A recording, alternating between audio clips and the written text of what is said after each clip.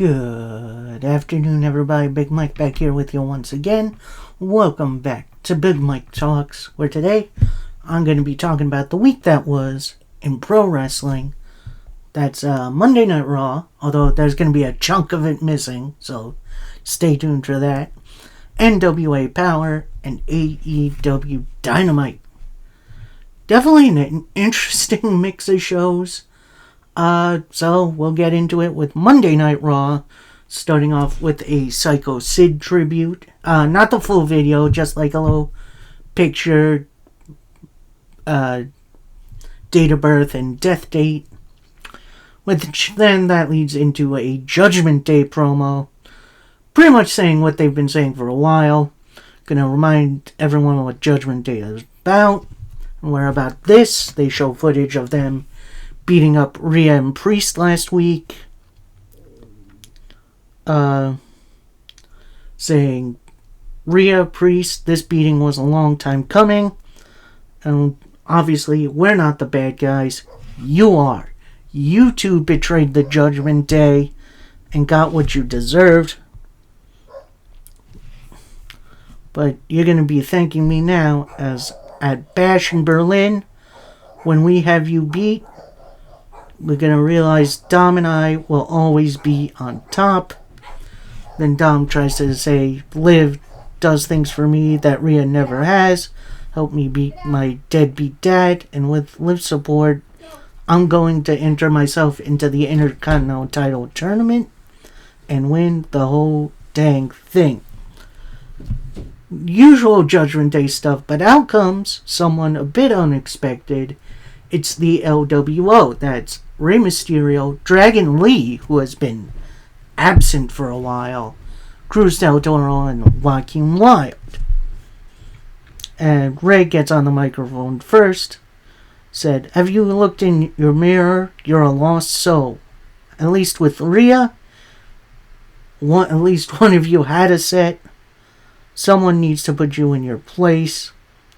You've always been a jackass. But now with Liv, you're an even bigger jackass. And then Rey challenges Dom to hit him. Rey then says, I want you to hit me so I can slap that stupid mustache off your face. Looks like Dom and Judgment Day are about to leave. They turn around and beat each other down, which then leads to an 8-man tag team match play as the LWO take on Judgment Day. And this is where my cutoff happens, because at that point I was instructed to listen to some instructions about pet care, because we have one extra here today. So that was my cutoff. When I came back to a Drew McIntyre promo. Yeah, sorry, you don't get a winner and loser there, because I did not see it. And I know I missed a big chunk. So, going into a Drew McIntyre promo.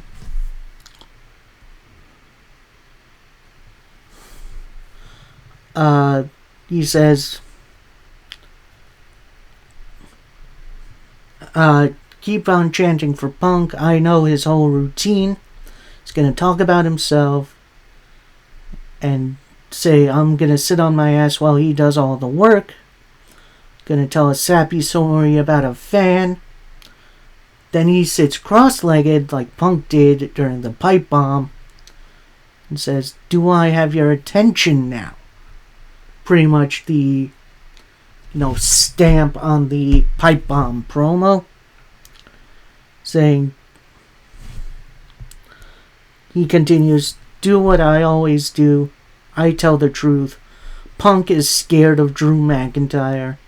He keeps attacking me from behind. You're going to chant his name every week. He's going to keep making dumb decisions. And when he sobers up and thinks Drew is going to kill me, yes I am, it's all going to be on you. You've all chosen nostalgia over the warrior who's been there for you since the pandemic. This trash brings so many emotions to Punk. And before he continue, Punk's music hits, but he doesn't come out. Drew takes off his jacket. He's ready for a fight. Punk then slides out from under the ring, which definitely haven't seen that enough. He has the strap, attacks Drew McIntyre with it from behind. Drew McIntyre then fights back. He gets the strap, hits Punk a couple times with it. Punk then backdrops Drew over the announce table. He gets the strap back. More strap attacks. Security comes out. They break it up. Drew then leaves the arena through the crowd while Punk's in the ring as he's fighting off security. Alright, interesting little bit there. Should be fun. This feud is definitely WWE's best. And thank God it got into the next year, because last week wasn't it. Then we see a Braun Strowman vignette. We're going to see him versus Bronson Reed a little later on. Then we see Jey Uso. He's on the concourse. He's hyping himself up for this next match, which is a first round tournament match for the Intercontinental title shot. Now, the rules coming, from what I heard, is that there's going to be 4 triple threats over the next 2 weeks. Then the third week is going to be a fatal 4-way where the winner gets to face Braun Breaker in the future. So this first round match is Jey Uso, Kofi Kingston, and Karrion Kross. And of course, Kross and Jey Uso start off double teaming Karrion Kross. Then Jey tries to roll up Kofi, only to get a 2. Definitely a really good back and forth. Kross tries to go for a cloverleaf, but then he gets hit with the roll up, only for a 2. Kofi goes for a crossbody that whiffs into a spear and an Uso splash. So your winner, moving on to the fatal 4-way, is Jey Uso. It's about time he gets something, man. Jey Uso needs something, so he can, live up to the main event Jey Uso moniker. Anyway, then we see a Gunther promo from Europe on Instagram, which, that's definitely a mouthful. Pretty much putting down Randy Orton.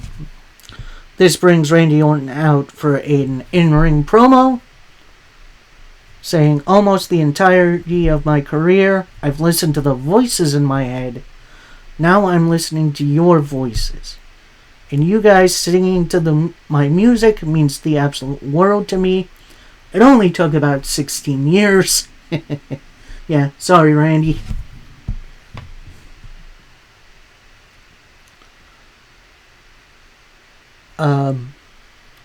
He then continues, I've won a lot of titles in my career. I've loved the World Heavyweight title the most. It's the first title I ever won.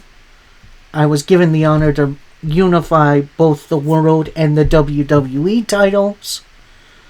And I was the last man to hold the original World title.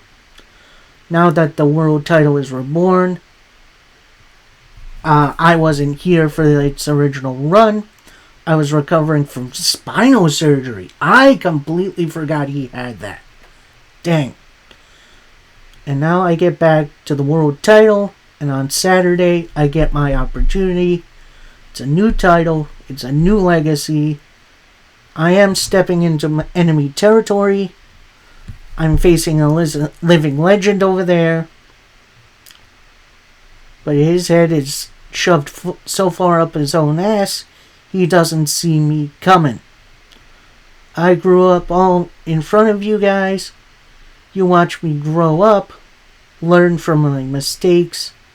I stepped out from the shadows and earned respect. Gunther comes here. He was an egomaniac. That's what we have in common. Difference was I was humbled.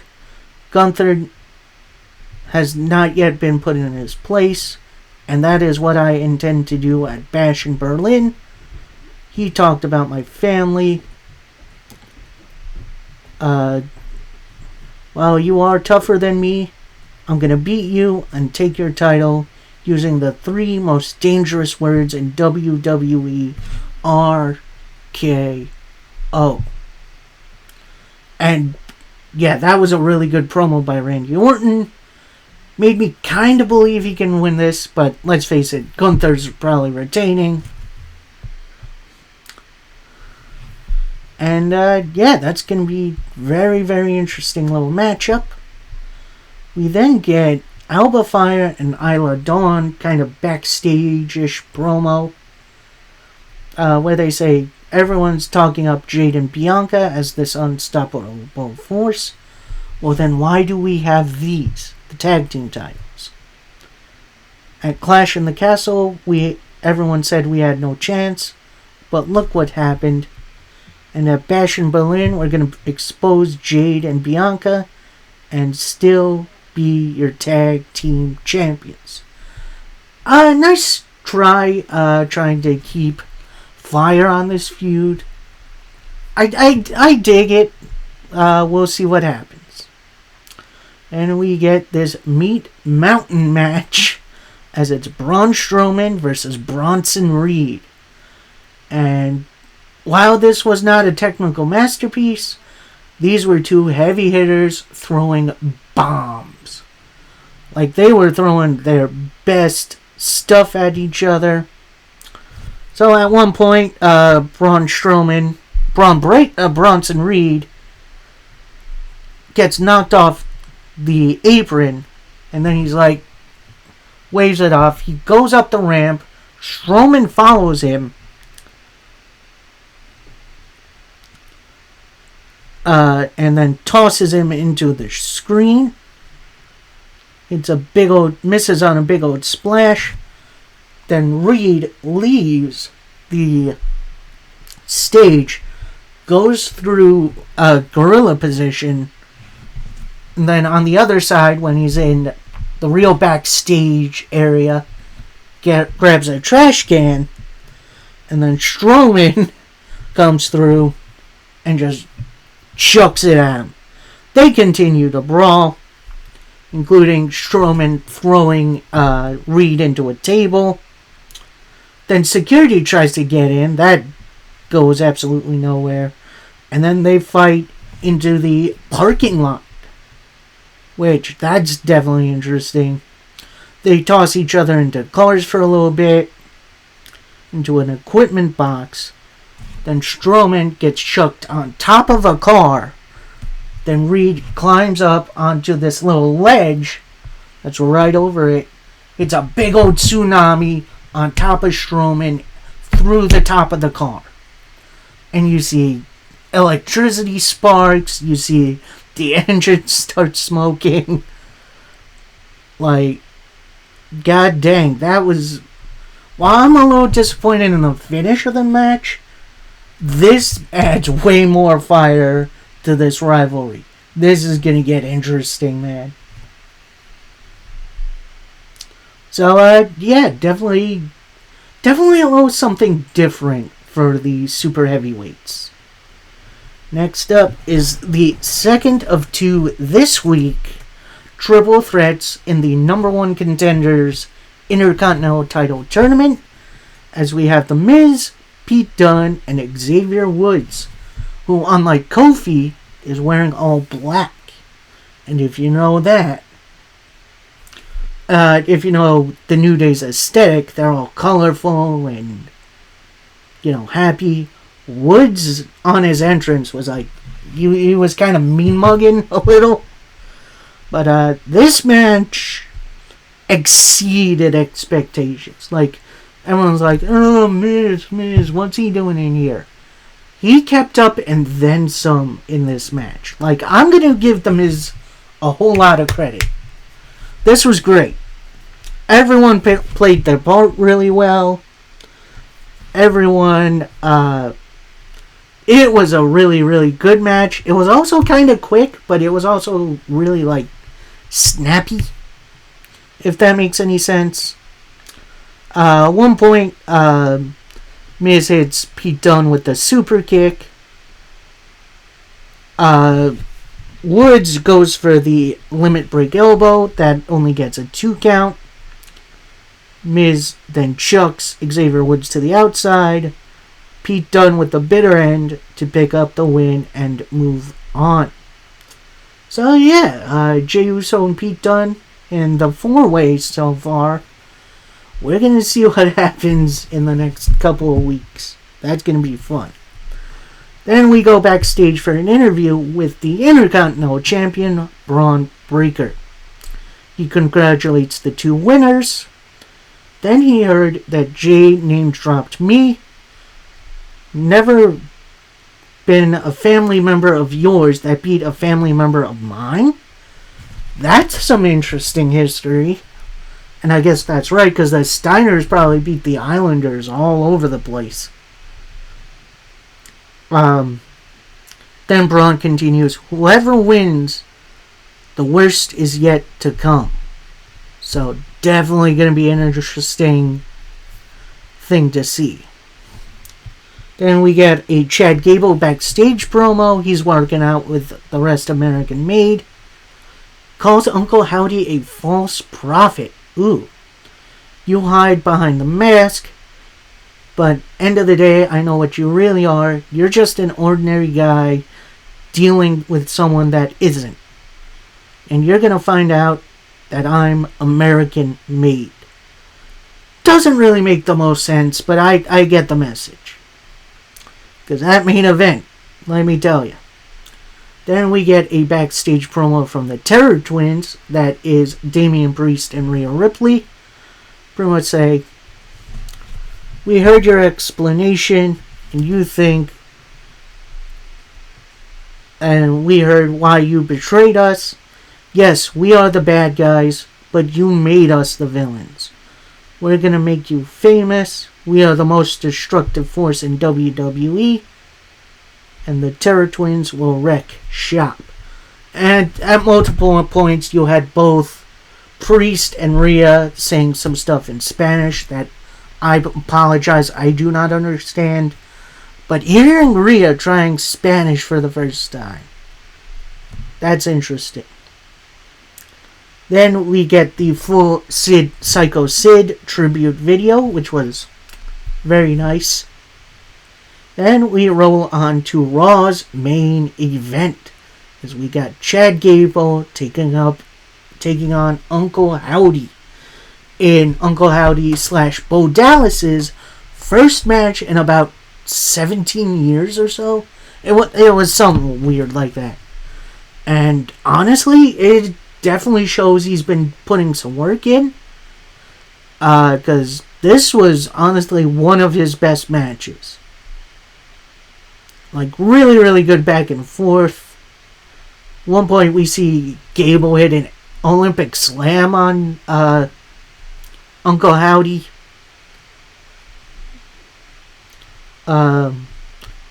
Definitely some really good back and forth. Then after an attempt at Sister Abigail, Ivy Nile comes out, distracts the referee. Chad Gable then puts Uncle Howdy in an ankle lock in the ropes. Gable then pulls Howdy to the middle of the ring. Howdy gets out of it. We see a ref bump. Then we see a good old mandible claw. But before the ref could come to, out come the Creed brothers to attack Uncle Howdy. Then the lights go out. The rest of the Wyatt Six are out. And they attack the Creed brothers. Including at one point, when Rowan was beating on Julius, I believe it was, Ivy Nile jumps on his back, but he still continues. They fight each other to the back. They get back in. Gable goes for a moonsault that whiffs. And then Uncle Howdy with the Sister Abigail for the win. And then that brings out the rest of the Wyatt Six to celebrate with their leader, I guess.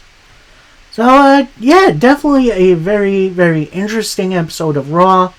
Very Raw Go-Home show to Bash in Berlin. Definitely a very eventful episode in which usually, at least under the Vince era, this would be a very boring show. Like, at this time. So, I'm glad we're getting some TLC put into Raw, even post the big 4 pay-per-views. So that was Raw.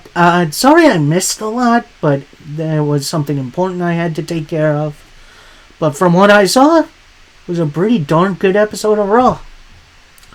Now we move to NWA Power, which was very strange.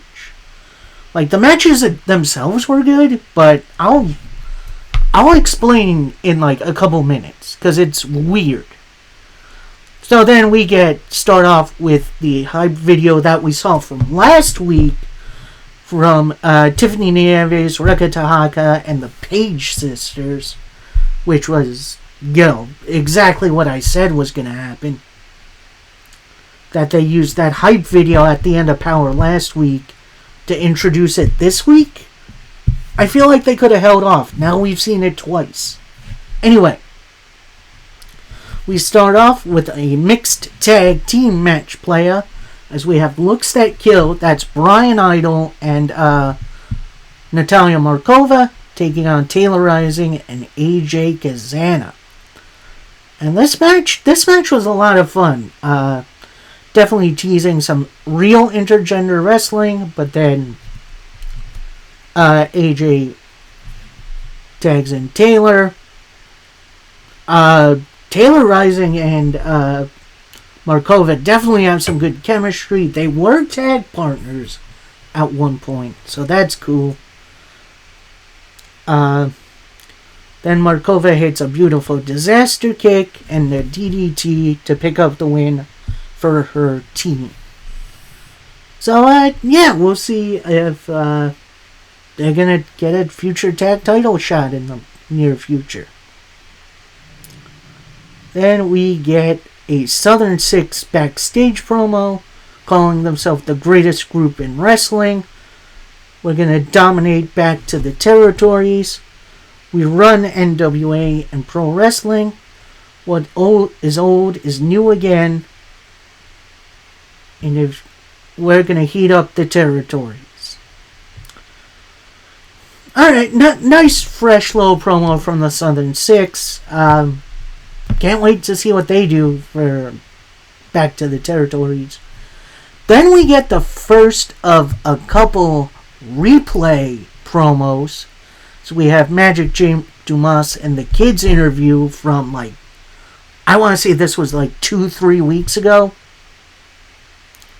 And yeah, pretty much going over, Drake having a silver spoon in his mouth and burning Slimeball City to the ground. Yeah, this was word for word the interview from a few weeks ago. Anyway, then we go to 6-man tag team action as Magic Jake Dumas and the kids team up to take on Carson Drake and the Slime Balls. And honestly, this was a nice little showcase match for these 6. Definitely some real chemistry with the kids and the Slime Balls. Carson Drake definitely needs a little bit of work. He's not a bad wrestler at all, but he's interesting. Like I said, lots of really good back and forth, lots of good aerial stuff going on. The Slime Balls and Carson Drake win via the Snot Rocket, which is a very interesting name for a finisher. Slime Balls are growing on me a little. Like I said, match was a whole lot of fun. And yeah, we'll see.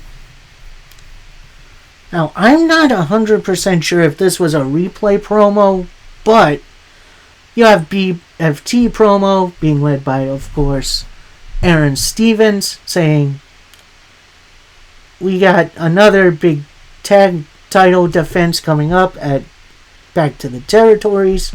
Gonna put them on the line against Knox and Murdoch. But now you've also given us a little problem. BFT are an unbeatable unit. And then Smalls is going to be with you. And we're going to win. And we're going to come back to NWA as champs. Smalls, shedding your little tears. There's no way you're beating BFT. So yeah, I'm pretty sure that was a new promo. Didn't sound like anything I've heard before. Then we get the second of two replay promos, as it's the King Bees calling out the Page Sisters. And it's exactly like a few weeks ago. It's the exact same promo. I don't know if they're running out of footage or whatever, but something's got to give. Then we get the latest vignette for Only Slams, which that's got to be revealed soon.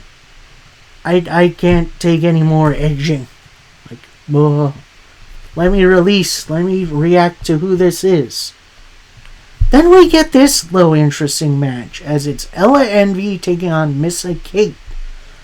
And, yeah, this was weird, because Miss Star kept getting involved, and it was more about Missa Kate losing her shit.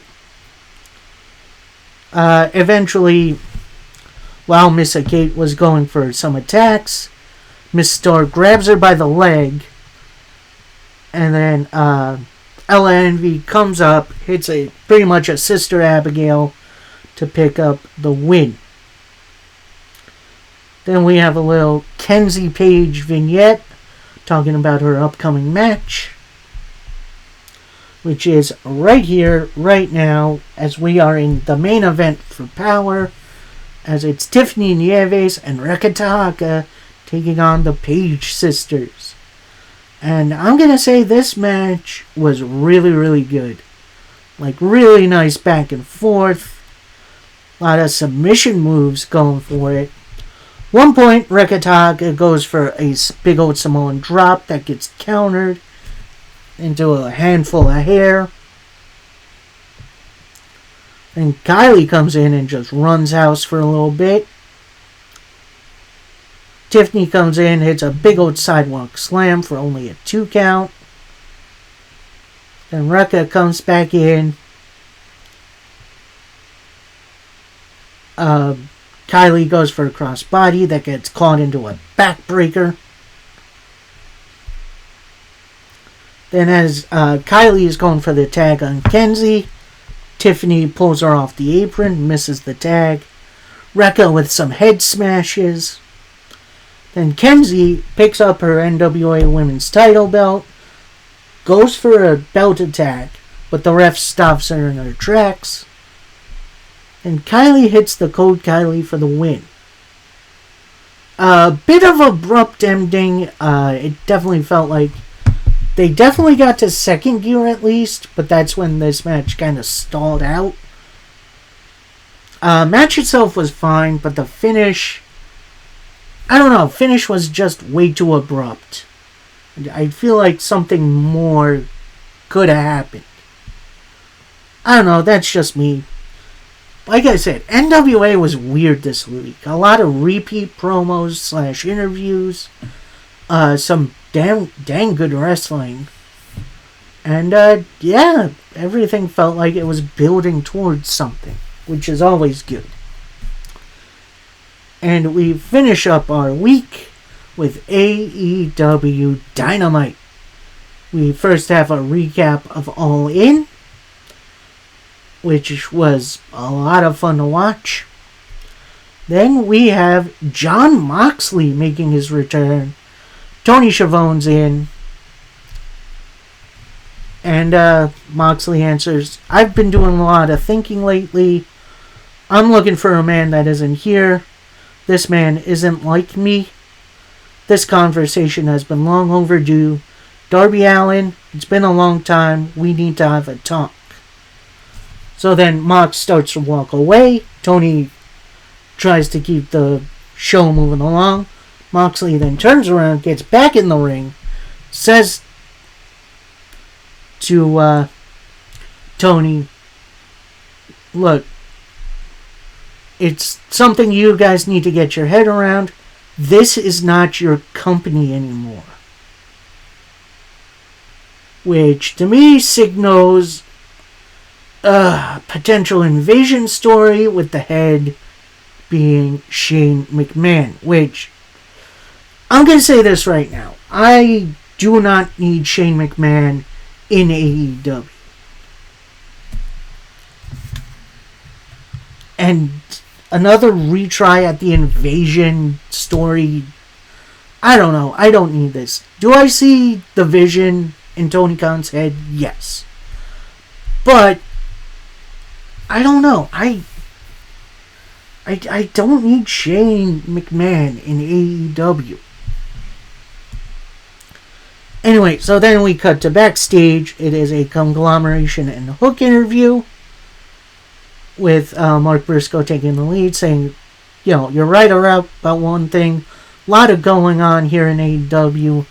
While not a lot of us were successful at All In, Hook was, saying, yeah, that's pretty cool. I got my title back. So then Ishii and Willow, you were successful.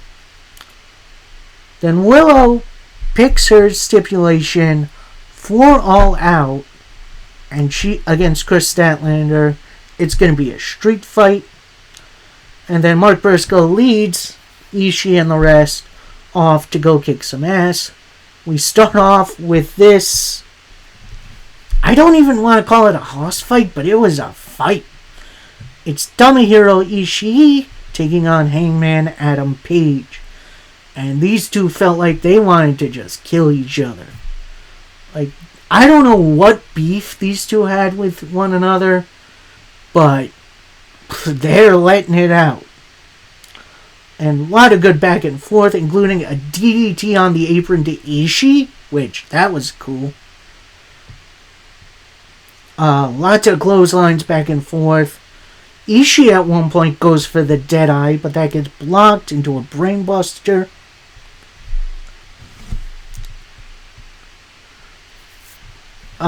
Hangman goes for the buckshot lariat. That gets countered. Actually, after a couple of clotheslines, Hangman hits the Deadeye and the buckshot lariat to pick up the win. So, nice little speedy match to open us up. Open up the show. Then we get whose house? Swerve's house. That's right, that's the former World Heavyweight Champion. They have a little face-off. Swerve then has a microphone, says, you got involved in my match at All In. I wanted to come out here and tell you I feel sorry for you. You've become nothing more than a petulant child. You're getting further away from success. Then Hangman chimes in and says, you're not the champ anymore. You're not the champion. You're not the champion. And Swerve gets on the mic, says, I will always be referred to as the world champion. You aren't. Then Hangman gets back on the microphone, continually says, you aren't a champion. You're a piece of meat. Which, yeah, I forget about cursing on AEW. Hangman then continues, you broke into my house. You never beat me on your own. You're not as good as me. Then Swerve, he makes an interesting challenge. He says, at All Out, it's going to be you and me inside of a steel cage. Oh, yes, please. Then Swerve continues, what kind of man are you going to be come this cage match? At Revolution, you tapped out. And I don't know if you know about this. I drove 10 minutes up the road to your house. I saw you helping your pregnant wife come down the stairs. And you're about to become a 2-time dad. That's the man you're supposed to be.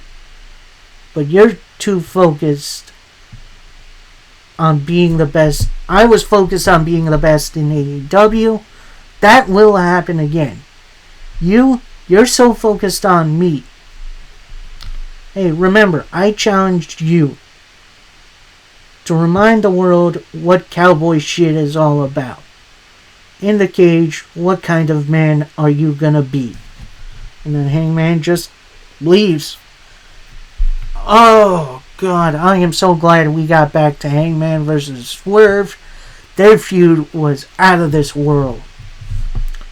And, yeah, we'll see what happens on the build-up to All Out. Should be fun. Then we get this next match, and it's the women's division, as Jamie Hayter, who has been out for 15 months, making her in-ring return against Harley Cameron.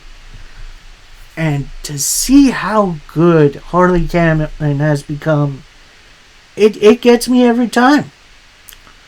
She absolutely kept up with Jamie Hayter, who has 0 ring rust on her. Like, she looked like she belonged. Then after a bunch of backbreakers, Hayter picks up Harley, hits her with the Haterade to pick up the victory. And then post-match, as Saraya is trying to get Harley Cameron outside of the ring, Jamie Hayter sees her. Then Saraya pushes Cameron into Hayter as she goes up the ramp.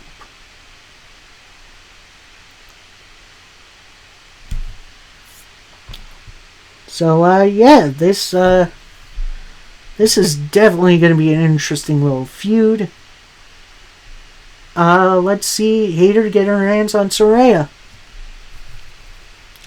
Then we get a backstage interview with the Learning Tree and Roderick Strong. With Big Bill coming up with an interesting soliloquy, saying the view of the fans changed like leaves on the Learning Tree. Then Jericho chimes in, after 127 days as FTW champ, Hook, I'm proud of you. But why I'm proud of you is that you took my advice. And congratulations. Then Roderick Strong chimes in saying, look, we have not seen eye to eye yet, but one night I'm here in the Learning Tree and I need your help to get to Kyle O'Reilly. And then Jericho says, Kyle, you owe me a whole lot of money. Take this as our comeuppance. So, technically continuing some feuds. We'll see about that All-Star tag match. Then we get a promo from the former international champion, MJF. He's in the ring, saying, I'm in a tremendous amount of pain. I have a splitting headache, so if you guys don't pipe down, I'm gonna hop the guardrail and beat you all down. And then as he goes to continue his promo, someone chimes in. Then he says, I'm talking. Then he starts his real promo, says, after the events of All In, I've lost my ring, my title, and I've had 2 herniated discs in my back. I now denounce my American citizenship. The only place that matters is Plainview, Long Island, New York. I'd also like to denounce your fans. After everything I've done for you and AEW, know what AEW would be without MJF is a circus. Ospreay, the whole world knows I had you beat, then you cheated. We are not done. And I know you're talented. As you go to win the AEW title, I'll cut you out at the knees. And Daniel Garcia, you show your face in my company again, I will end you. And as he's finishing up that promo, Daniel Garcia jumps MJF from behind. It's chokes MJF out with a guillotine, sets up for a pile driver, then lets MJF down, drags him into the corner. Then he goes for a pile driver on the middle rope. A little comeuppance on what MJF did to Garcia. Then security comes out, stops Daniel Garcia. Garcia starts to fight him off. Then MJF attacks Garcia from behind. Garcia fights back. Goes for another pile driver off the middle rope. But Daniels is out there and stops him. As officials hold back both Garcia and MJF.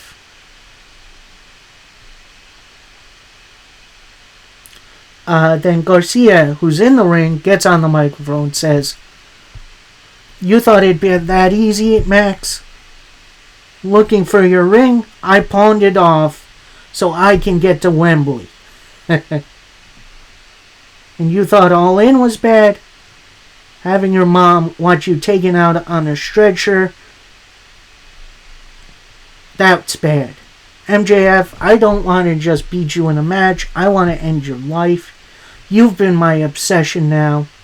So I'd All Out. It's going to be you versus me one-on-one. And I won't be fulfilled until I break your neck. Okay, Garcia threatening to kill somebody. That's, interesting. So, yeah, it looks like we're getting Daniel Garcia versus MJF. That should be a fun one. Then we get some highlights from All In of Ricochet, as narrated by the man. So, yeah, that main event is going to be fun. Just wait. Just wait. But next up is this cluster you-know-what of a match, as it's six-man tag, as it's Hook, Mark Briscoe, and Orange Cassidy taking on Roderick Strong, Chris Jericho, Big Bill, and Brian Keith. Oh, I guess, yeah, Kyle O'Reilly's in there too. Yeah, and this match was kind of a mess. This was definitely a bit of car crash TV, a little bit of let's throw our toys into this and see what happens. Well, there were some entertaining spots. Overall, I don't know. I feel like this was a big bag of nothing. Near the end of the match, Hook locks Strong in the Red Rum. However, Roddy has his foot on the rope, but the ref doesn't see it, so Roddy taps out. So your winners, the Conglomeration and Hook. Post-match, there's a big old brawl, and coming out are the rest of the Kingdom to help Roderick Strong beat down Hook. Then Taven and Bennett hoist Roderick Strong onto their shoulders so he can celebrate with the FTW title. So it does look like we got some ideas with some new feuds coming up. So that could be interesting. Then we see backstage, Mercedes Moné and Camille are having their championship celebration. Looks like it's in a private room or something. Then in walk, who else? Private Party. And it looks like Zay is hitting on Moné, which is creepy a little. Then Camille gets in between them. It looks like they're about to throw down, maybe. But then Okada comes in. Moné asks him, "How do you say bye bitch in Japanese?" Okada whispers in her ear, she says it, then Private Party leave, and Okada doing the CEO dance. That was, that was interesting, I guess. Not sure where Monet goes from here. I guess she has Capital Collision coming up, which should be fun. Then we go from one championship celebration to another, as it's time for Mariah May, who says, I regret to inform you the celebration is postponed. I'm not going to be doing it in this town. Makes fun of the size of the women in attendance, which, no. But from what I see in the crowd, you're all in desperate need of glamour, so that's what I'm going to give you. She then takes off her robe, reveals some sort of nightie. I'm not 100% sure. And then she puts it back on and runs to the back. Yeah, that was definitely weird. So then we have the grizzled young veterans. They're doing a promo post their appearance at All In. But then they're interrupted by the Young Bucks, who say, look, I like your guys' style. We should collaborate. Then the veterans say, we know who you are. You're not the same Bucks we know. That message wasn't just a message to FTR and the Acclaimed. This was a message to AEW's tag division, in which you sit on top of. So then we got to backstage at the current arena with the grizzled young veterans, who reveal, we're here to say, we're coming for the AEW tag titles. We weren't the Bucks. The GYV aren't messing around. And Friday, some unlucky team faces us. So, Rampage, it's already been revealed. It's going to be against the Outrunners, which, seeing their match against FTR, that could be fun. Then we see a little footage of Takeshita's run in New Japan's G1 Climax, in which he did really well. And then we come to our main event match of the evening, as it's Ricochet making his singles debut in AEW against Kyle Fletcher. And this match absolutely rocked. Like, this was a great matchup, really good back and forth between the two, with Ricochet winning with the Tempest, I think it's called. I didn't really hear the name of the finisher. Then as Ricochet's celebrating, out comes an old friend / foe in Will Ospreay. And he has a microphone. He's about to speak. Then Pac gets behind Will Ospreay. It's a big old poison rana on him. He picks up the mic. He said, let this be a warning to you. Don't forget about me. Ricochet, I want to welcome you to AEW. Now get back to the back of the line, because this one here belongs to me. So, definitely setting up Ricochet versus Ospreay. Yes, please. But then potentially also Pac versus Ricochet, in which, yeah, please. Then we cut to the back. It's Jon Moxley. He's walking around, what looks like a warehouse. He then says to the camera, don't put work before the fun. And you know what we could really use around here? A lesson in humility. Then out of nowhere, Maria Shafir attacks the workers that are hanging out. And, it looks like Moxley is building an offshoot of the Blackpool Combat Club, which, fine by me. And then we go to our final promo of the evening, as it's Bryan Danielson revealing his future for not just himself, but for the title. He starts off after trying and failing. Finally, I am AEW World Champion at All In front of my family. My daughter said this was the best day in her life, although she might be biased because she went on a double-decker bus tour earlier. But even before she said that, I knew it. That was my favorite movement of my career. But at the presser, I was asked what's next. Currently, I do not have a contract here in AEW.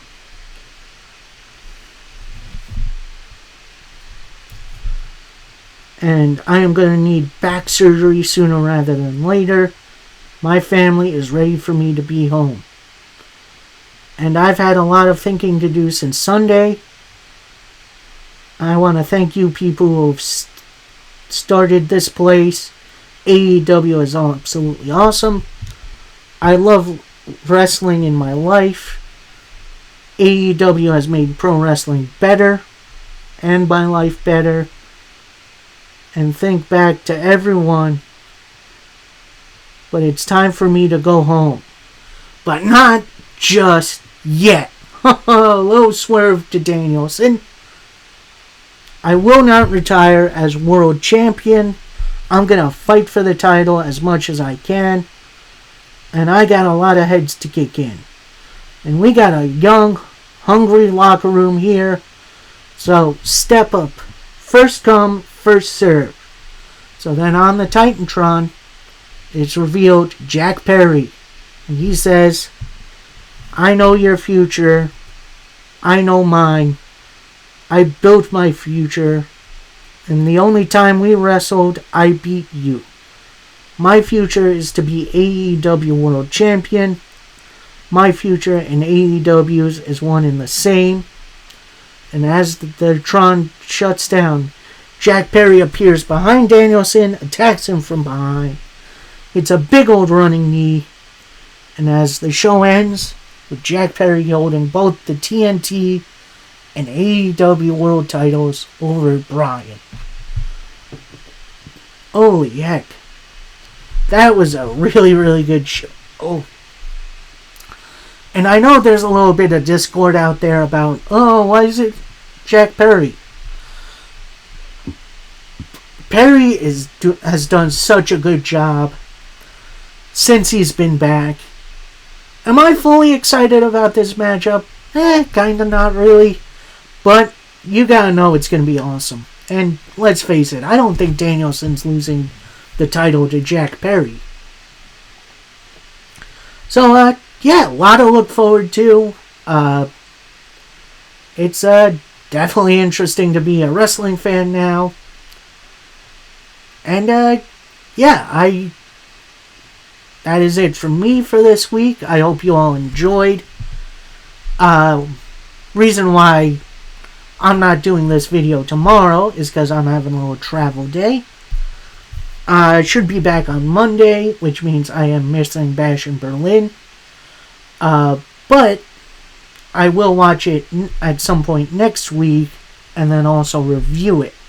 So you all got that to look forward to. Till then, happy wrestling, everybody. Peace.